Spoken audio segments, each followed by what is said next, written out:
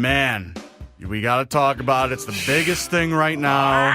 It's so good! Keith Richards documentary, Netflix documentary, Under the Influence. We both watched it. Everybody's watched it. It's a big thing in like our office, and people are giving their opinions and talking about what's going on. So before I get into anything, I want to know your opinion. Great documentary. I mean, it was just mind-blowing to see Keith Richards, as old as he is, come out there, talk about his influences, talk about what brought him back into making this solo record. It's a 16-track album that just does not quit.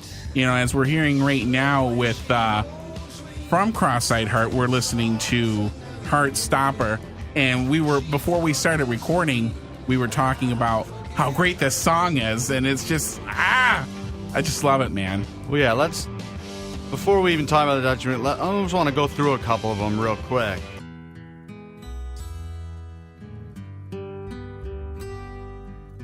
So you've listened to the whole album? Whole album. I mean, I've probably listened to the whole, I probably listened to the album like 7 times. Wow. Probably listened to the whole record 7 times. Some of the great ones on here, of course, starts off with Cross-Eyed Heart. It's about 2 minutes long. Then goes into Heartstopper, Amnesia. Give me the 3 best. Let's listen to the 3 best. All right, so we just started with Heartstopper. Yeah. I would go next to Amnesia, number 3. And then, of course, we got Trouble, which is the 5th track, which was the big single. And then my favorite track on this album is Nothing on Me, which is the 7th track on the album, and that's pretty good. But as you can hear right now, you can hear Amnesia. It's gritty, dirty. It just has that, It just has that sound great... that all those guys are known for when you put them in one room. That's the sound you get. Yeah. And there's a lot of guest artists on this record, but they're not vocally, they're not super present. So it's all about Keith. It's all about the songwriting. And you know what? A lot of these songs you can really hear Mick singing if he brought them to the table for another Stones album, which Keith has now said that the band will get back in the studio. Probably not this year, but sometime early next year, the Rolling Stones will head back in the studio and start working on new material. Yeah, I'm sure maybe there's some leftovers from these sessions that will make it on a Stones album. So. Well, and pretty much, too. I would even say that it'd be nice to hear maybe even Mick take one of these songs if they wanted to recover it. Right. Like this one here, which is Nothing on Me. Oh, I could totally hear Mick. Yeah, I got nothing on me. Yeah, ain't got nothing on me. That would be weird. Ain't got nothing on me. But also, what's cool to see is, in this age of downloading, and listen, that's what we're playing it right now via a download. But Aaron does have the physical copy on CD right here. I got it. You can hear me tap on the plastic, and it is good to know that there are people that still go to the store and they go buy the album. I made it a point on my Friday that it was released. I'm happy to know that people still do that. I planned my whole Friday out buying this CD. Hey, it felt like the old days. Yeah, it really like did. Old school. And I was sitting there. I'm like, okay, I'm going to go to the store at this time. I'm going to pick it up. I'm going to buy it. I'm going to put it in the car. But then the documentary was on Netflix. Was streaming. And my parents are like, you want to come watch the Keith Richards documentary with us? I'm like, I'm going to wait. Well, and not then, many parents offer to do that. Yeah. And so nobody in my house did. They could have cared less.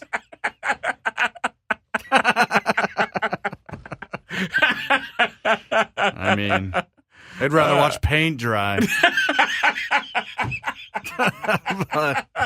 but nevertheless. But you know what? It was a brilliant documentary. It was great. I love the interviews with Tom Waits, which you wouldn't think that him and Tom Waits were really good friends. I didn't know that. They really are, and they're talking about them in the studio recording. Another good one was when Tom was talking about how he tried to go drink for drink with Keith Richards, and that just was not going to happen. And another one was when the Buddy Guy was interviewed in the documentary, and Very cool. He was saying, the blues is, it's about having bad times and bad moments in your life, and if you haven't had a bad day in your life, just keep living. Yeah, I mean, it was cool. Some of the things that I love in documentaries I think are very important. Definitely the interviews with other people I feel is important. I feel that traveling is very important. Nothing makes a good documentary like a guy in a car, the subject of the documentary, traveling, taking you to places, whether it be the house he grew up in or the first recording studio they recorded in or some of the magical places of his life. And they did that in here, and I thought that was good. Now, the other thing I thought is very important in making a documentary is archival footage. Yes. And this had it. Yes, it This did. had great archive footage. It had, the Gimme Shelter, the Sympathy for the Devil, stuff like that, the sessions.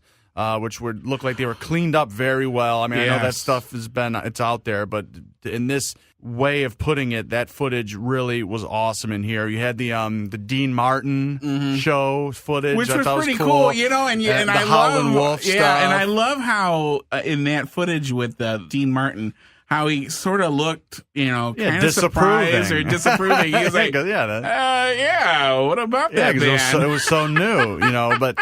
And then I told you this the other day, my favorite part was just, and I know I'd seen it before over the years, they showed a clip from, Keith was talking about Talk Is Cheap, his first solo album, and how that whole process started, and meeting Steve Jordan. That was great lead into that, they showed a Saturday Night Live clip from 1988 where Tom Hanks was hosting, and he throws to Keith Richards, and they do Take It So Hard. Yeah. And it's so cool because you can tell that he brought in like his own sound people, and everything had to be so on the money and precise. And Keith Richards and it sounded better than the album. And Keith Richards has gone on, paper saying that one of the toughest places to play is the sound stages where they film SNL.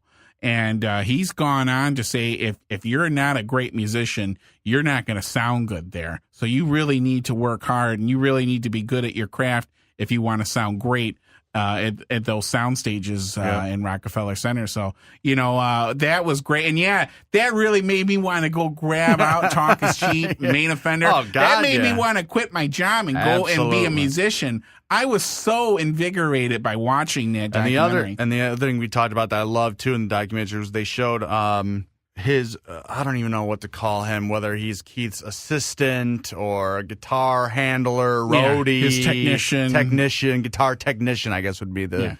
I think his name is like something like Pierre de Boupard or something like some French guy. But actually, I'm reading a Stones book over the years that I have.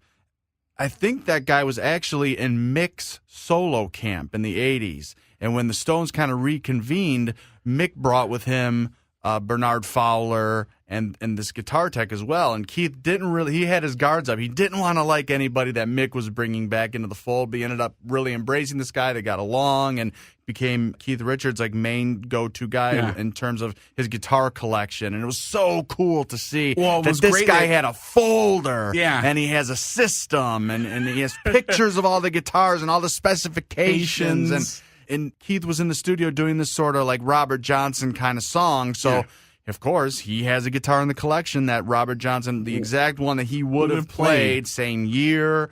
And then the guitar tech explains that you have to play this guitar if you're going to play that kind of music because of the certain resonance that comes off the strings and the wood that's used. And all this stuff really lends itself to that style of playing. And even the fingering that would be used on that precise you can guitar. Play it a little. You can play it a little upright. You can pluck at it. I thought that was amazing. And the other part where he was talking about on Street Fighting Man, where he recorded that on acoustic guitar through a tape machine. Yeah, that's to what get distortion. They gave it the distortion, gave it that electric fill, and was saying basically I didn't have to have an electric guitar because there was no distortion back then. There wasn't like a distortion pedal. I just recorded it into this cassette player. Recorded it and then just boosted it up and put it through the amp. And how cool! Wham! How cool to like just have the time and resources, like of Keith Richards to be like, listen, I used to use this old like Norelco or whatever it was tape recorder. I want you to go find one of those, a new one of those that I used 50 years ago, and let's just see how it sounds. Go find me that. And the guy does it. He shows up with one. Oh, Keith, here, I found what you were asking to for. Find that. God, that was a great scene. But, listen, we can go on all day about it. It's really good. You got to check it out. It's on Netflix. It's right up there, easy to find. It's in the new releases. It's not that long either. No. It's only maybe like 90 minutes. Yep. And it's perfect it's a good length. weekend. It definitely doesn't go, too history on you. Keith keeps the conversation lively. He talks about, learning from Gus, which he wrote a children's book, Gus and Us. I believe it was his grandpa. And, he talks about his relationship with his father and how he was able to rekindle that, how, he goes into his solo career. And even very early on in the documentary, you get to find out why Steve Jordan had a very big part of Keith going back out on the recording session. He was going to retire. Again. Yeah, he was done. He was done. Like, I don't even want to do it. Done. Yeah. And, my boy. Steve Jordan, just got in his him ear back and said, in there. Listen, let's do it. Let's get in there. You're not done. So definitely, as Roberto and I are totally recommending, we're putting our stamp of approval on it. Go check it out. With that, Rolling Stone just did an article of the 10 things we learned from Keith Richards Under the Influence documentary. So just a few of these I wanted to go over really quick. We talked about one of the things learned is Keith's main early musical influence was his mother, where he had talked about, his mother getting him into not, country music, but Sarah Vaughan, Ella Fitzgerald, Billie Holiday, Louis Armstrong. And that's where a lot of I think the country music and the piano playing and the steel guitar stuff came from his mother's influence and the songs that she would listen to in the home. This was a great part of the documentary, too, where Keith's actually showing you his vinyl collection and sitting down and he was talking about how meeting Mick Jagger again after so many years. What a great story. And knowing Mick had those 2 records, he's like, oh, man, I thought I was the only one who knew about these records. Yeah, and it says here, that was one of the things. The roots of the Rolling Stones can be traced back to 2 specific albums. In 1960, Keith and childhood chum Mick Jagger reunited when they ran into each other on a train. Mick was carrying 2 albums with him at the time, The Best of Muddy Waters and Chuck Berry's Rockin' at the Hops, both on Chess Records. Mm-hmm. And in the documentary, Keith has those albums, and I kept wondering if those are like the original copies, or are those like maybe ones he rebought in the 70s, or were those new one reissues? That had me thinking. Yeah. But nevertheless, it was cool to see those him. covers were in pretty good shape, I gotta say. And you know what? Maybe he still has the original vinyl, but he probably, for the documentary, probably sent out his guitar tech again and rebuy these records or find them. And, someone like Keith Richards, the doors are open to so many shops and collectors that all he has to say is, I'm looking for something, and he probably can get 10 copies of it that night. Yeah. And then this was cool, too. Another part of the documentary, it says, Keith once went to a party at one blues legend's house and somehow woke up at the home of another one. We won't give that away. We'll leave that for when you guys watch it. And he actually travels to the home that he's mentioning he was at, I think in the early 80s, because they do show that footage of them going to a nightclub in Chicago and performing with Muddy. And what was great, and I might have given it away right there, but hopefully you weren't listening in too well. But what was great about that is that Keith and Ronnie were actually discussing what they should have wore going into the club to sing with this legendary blues artist. It was the only time that you would have Ronnie Wood and Keith Richards discussing wardrobe. Oh yeah, because whenever they went and played on on tour, it was whatever they had on. Probably walked out of bed and walked on the stage. But and then the other 2 things they mentioned in this Rolling Stone article was things we didn't know about Keith Richards that we do reveal in the documentary. Keith was estranged from his father for 2 decades, but that was in his book. But it was a funny part of the documentary. Said he took Ronnie Wood with him when he met his dad for the first time in over 20 years. To protect protection. And then the last part of this article says that we just talked about was there was a point where Keith actually talked about retiring. and Steve Jordan said that, he said something kind of shocking, and I asked him never to say that again. Recounting Steve Jordan.